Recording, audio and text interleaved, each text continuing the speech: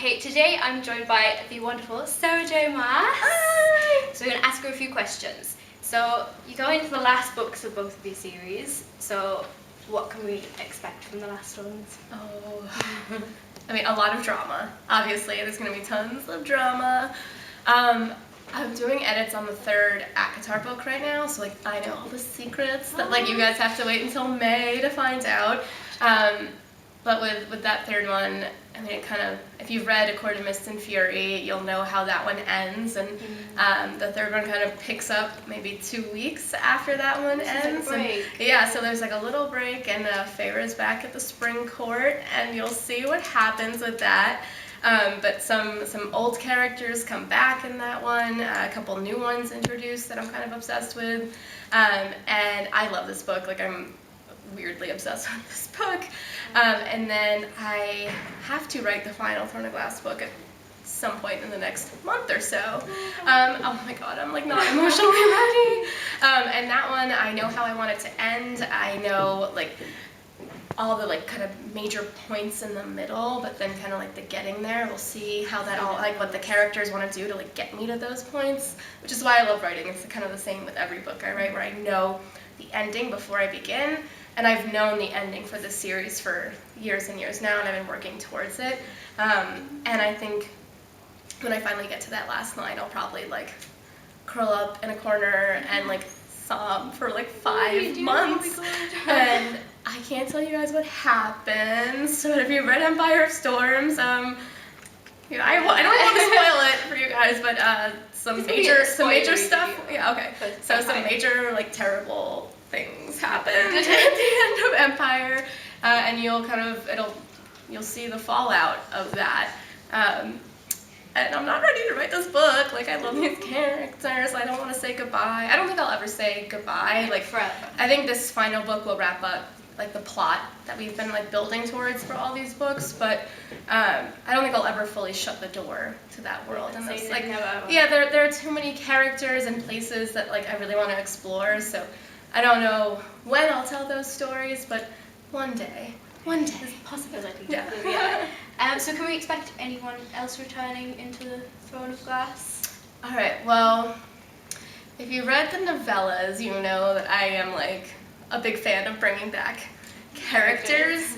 Empire of Storms was kind of like the book of many meetings, and in earlier drafts there were actually even more meetings, and some of those characters wound up being like not quite essential to that plot in that book, so I kind of readjusted things, and they might show up in the next book, and there might be new characters that come on board in the next one. Yeah. It's like, it's so hard not to spoil things, but yes, many characters reappearing and then like being introduced, and then like the old characters, of course, are up to their usual antics as the world is like falling apart around them. What can we expect from Kayla's novella? Oh my god, okay, this novella is like very, very close to my heart. And when I got that like initial kernel of inspiration for it, I kind of knew from the get-go that it would be much, much bigger than like what I had anticipated. So it's like a novella, but it's probably like a small novel. And I really wanted to have the chance to fully flesh out the southern continent and its empire, but then also have the space to do justice to Chaol's journey, both like emotionally, but then also like the physical journey that he'll be going through, like about whether or not he will be healed. Who knows what will happen.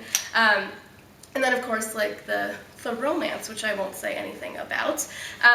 And it just wound up becoming its own really special, at least to me, story that I really, really wanted to tell, and I kind of basically explained it to my publisher as something I needed to tell, not just for you guys, the readers, but for me, because like I love him and I love Nesrin, and then there's some old characters from the novellas who might pop up.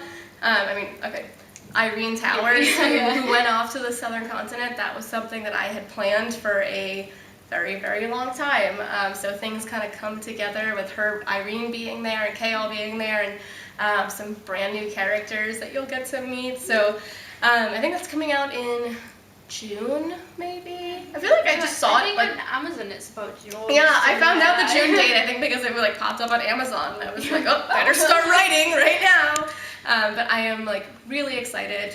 I mean, like I could just spend lots of time with him. So like, what's not to like about that?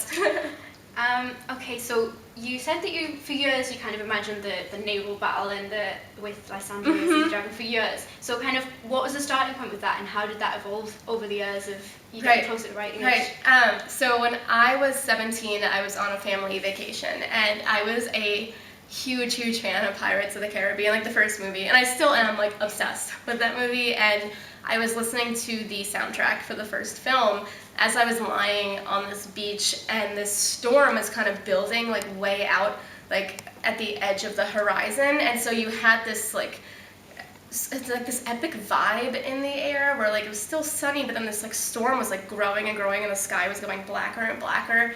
And I stayed out there for like until the last possible moment listening to this one track. It's Barbossa is Hungry, and I listened to this one track over and over again until I literally was like, I should probably go in before I get electrocuted.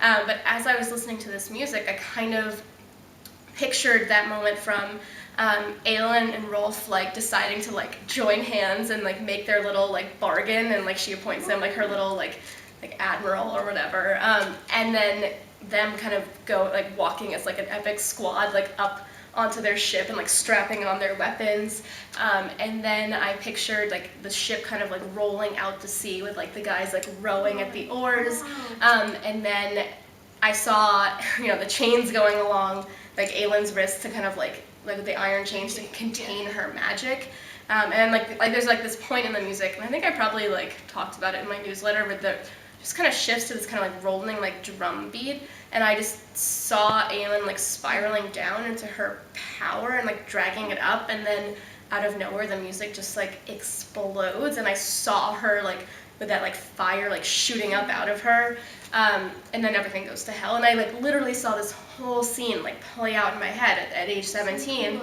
and I was so like obsessed with it that I kind of was able to start like planting the seeds of that. Like I think the iron and magic not mixing kind of came from that probably like initial kernel of inspiration. Like also it was also kind of from like European like fairy mythology, where like the fairies are kind of like allergic to iron, right? But it was also, I think that probably like fused into this moment, and I wound up probably asking myself, well, why does iron contain magic and whatever, and it allowed me to plant things way earlier on. But basically that piece of music and that scene have been sitting in my head since I was 17, and I finally wrote that scene, what was it, last fall, whenever it was that I tweeted about that. So it was really surreal for me to finally be working on it, and to realize that like this thing that I daydreamed about when I was still in school, and like this dream that I had of being like an author, like it came true. You include female characters having periods things in your books. How important do you think it is to include and like discuss things like that? Oh, like okay, well, it is such a huge part of half of the world's, half of the world's population's like monthly life, and it's actually kind of a on a more like personal level, a lot of women in the world actually can't even afford they can't get access to sanitary products every month. So lots of women in this world like don't even have the privilege of being able to properly have good hygiene. And with my books, I wanted Aelin and a lead, and maybe some other characters in upcoming books to get their periods, because if you're in like the middle of an epic quest and you get your period, I mean, wouldn't you're like, sorry, Legolas and Aragorn, like it's just a bloodbath that's happening. Do you guys have a tissue? I might have had a little accident, and I feel like our periods are something that we don't talk enough about. And I remember this past summer at the Olympics, I think she was a Chinese Olympian who she had a race, and she said, I don't think I did as well because I have my period. And some people got really mad, but a lot of people were like, that's amazing that you're talking about it. And I just think it's one of those things that's a part of our lives, and it's nothing to be ashamed about.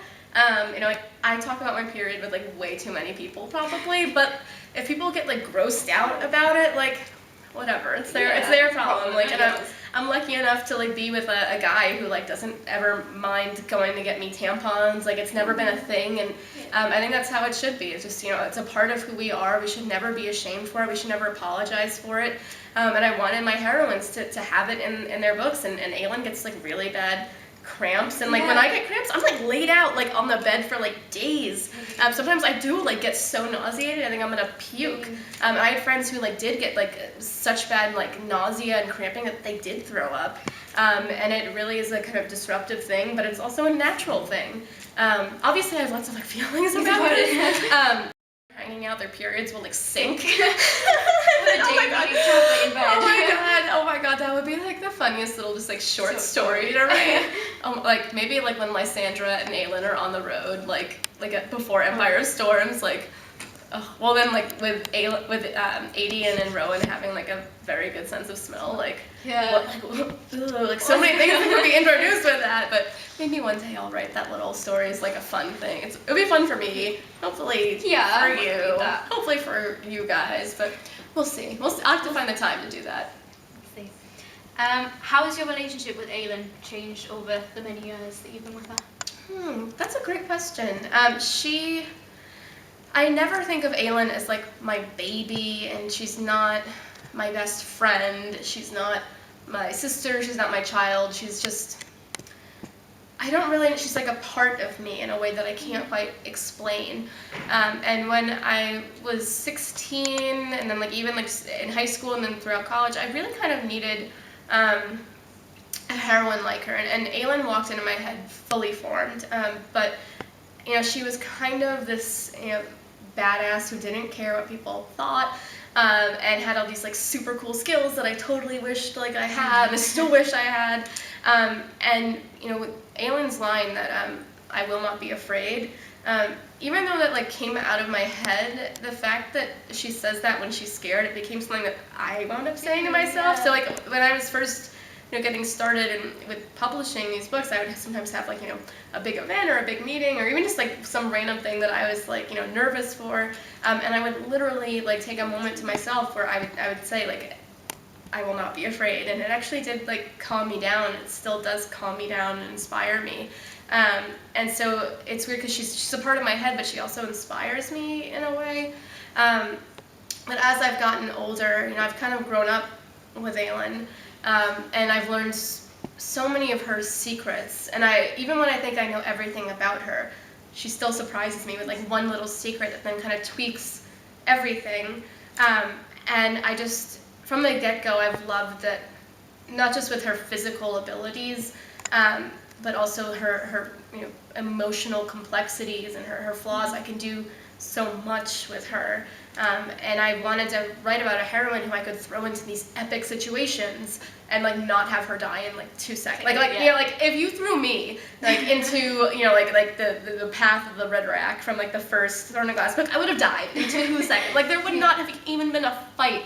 But I grew up watching like Star Wars and Indiana Jones, and I would want to be Luke battling Vader, or Indiana Jones running away from a boulder, and I wanted to have a heroine who could kind of do those cool things, but then also like have flaws and like so many of the different facets of her character that I could also play with as well. So I just feel really lucky that I get to still write about her, but I don't think I'd have kept writing this series for so long if I wasn't absolutely obsessed with her, and if I wasn't still discovering things about her that keep things like fresh and interesting for me.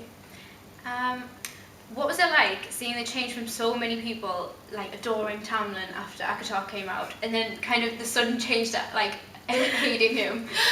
Oh, it was okay. So when ACOTAR came out, I had actually already written Mist and Fury, and like I've been working on this series for so many years at that point that I already knew what was going to happen. I wrote the first 2 books and then half of the 3rd book before I ever sold Throne of Glass, but then I decided with Mist and Fury I was going to start over from page 1 and not even open up that old manuscript, but things like the romance and most of the plot, they were the same, but I just wanted I had learned so much about the characters at that point that I wanted to rewrite it in a way where it felt even stronger than what I'd had before.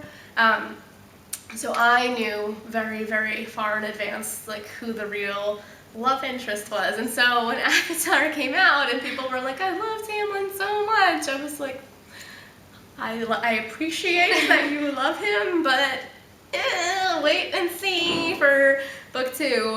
But of course, I didn't say that, but it was so hard for me to keep my mouth shut.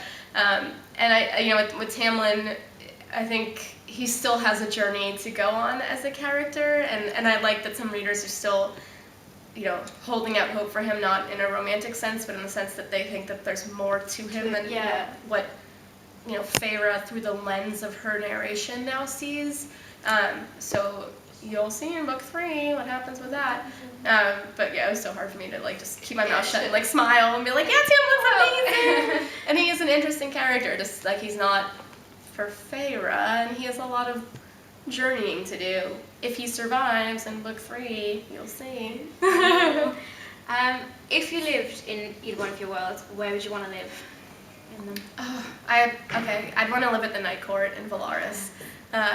I love that city. It's like the one place I just want to live. Like just there with and I want to go to the Rainbow to see all the artist shops, and then go eat a dinner on a cafe under the stars, and mostly just have Reese walking next to me, Reese and Cassian and Asriel, my man candy, arm candy. Last question, for purely scientific reasons. Who has the biggest wingspan? Whoever you think has the biggest wingspan has the biggest wingspan. I can't answer that. I probably know in my head, in my intellectual musings at my desk. But whoever the readers think has the biggest wingspan. All of their wingspans are very impressive and very beautiful. But whoever you want to, that's my answer. Okay, well, thank you so much. Thank you. Thank you.